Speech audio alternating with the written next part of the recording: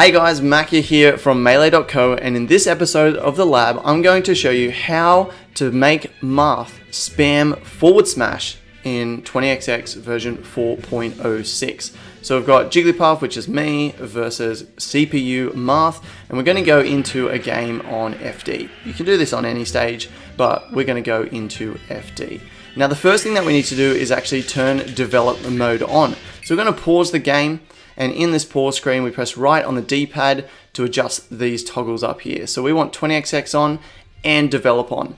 Now to unpause is X plus D-pad up, that becomes the pause button. X plus D-pad up, and start becomes this kind of freeze frame here. So if I press start, I can then press Z to move frame by frame through the game, or if I press start again, it just kind of unpauses it. So I can move frame by frame, or I can just unpause it and let the game play out. So I'm going to go ahead and just freeze the game right now.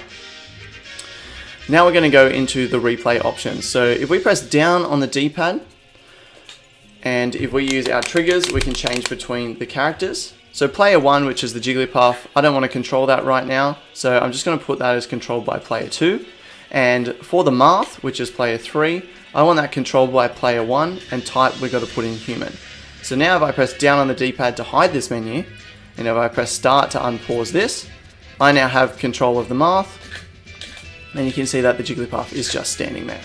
So what we're going to do now is we're going to go ahead and press start to freeze frame it. We're now going to press right on the D-pad just to save state, and we're now going to go and create our forward smash replay. So press down on the D-pad to bring up this menu, and where it says replay state, we're going to turn that into recording. Alright, now I'm going to hold to the left on the C stick, which is going to input the forward smash on the next frame, and press Z to move forward.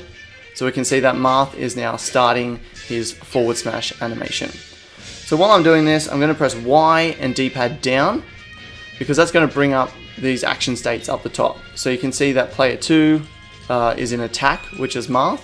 And if you look on the right hand side, you can see the number 19. So this is kind of counting through the frames of the move, I think. Anyway, Marth's forward smash ends on 49. And then we can see he moves into wait. So when we get to that wait on that frame, what we want to do is go down to where it says loop, and we're going to go ahead and turn the loop on.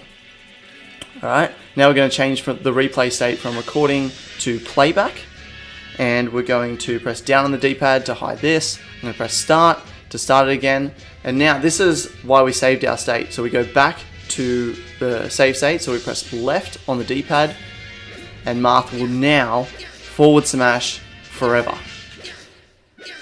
So Marth is now forward smashing, but I'm not controlling Jigglypuff anymore. So again, we press down on the D-pad, toggle to Jigglypuff, which is player 1, and I now want that controlled by player 1. So we can see I now control Jigglypuff, and I can go ahead and practice against this Marth forward smash. So let's go ahead, we're going to run in, shield. This is something that I get punished by a lot, so shield here, way dash forward, grab. He'll now just continue going. What if I rest? Oh, see? I wonder if I can get in.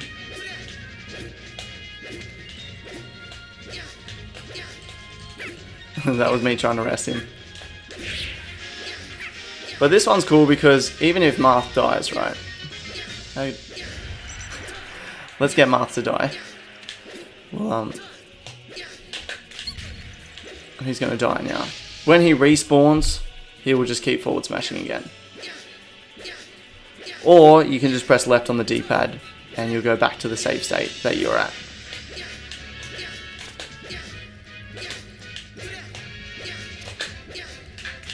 If you want to toggle infinite shields, which I definitely think would be useful in this situation, you press down plus A on the D-pad. You press A plus down on the D-pad, and that will now toggle infinite shields.